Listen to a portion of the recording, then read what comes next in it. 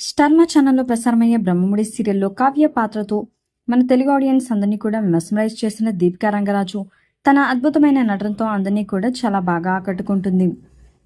ఈ మధ్య కాలంలో బాగా ఫేమస్ అయిన సీరియల్ నటీనటులలో బ్రహ్మముడి సీరియల్ హీరోయిన్ దీపిక బాగా ఫేమస్ అయ్యింది. ఇక ఆడియన్స్ అందరూ కూడా కావ్య పాత్రకి చాలా బాగా కనెక్ట్ అయ్యారు. ఆమె నటనతో పాటు చలాకీతనం కూడా ఆడియన్స్ అందరికీ కూడా చాలా బాగా నచ్చింది. చాలా తక్కువ టైం అందరికీ ఫేవరెట్ గా మారింది కావ్య. తెలుగులో ఆమె ఫస్ట్ సీరియల్ ఇదే.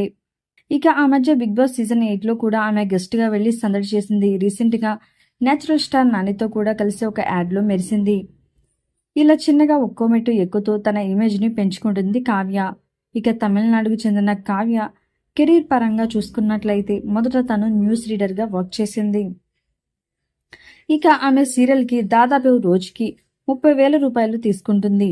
సీరియల్ షూటింగ్ ఉన్నన్ని రోజులు లెక్క చూసుకుంటే నెలకు 7 లక్షల పైగానే ఆమె సంపాదిస్తోంది.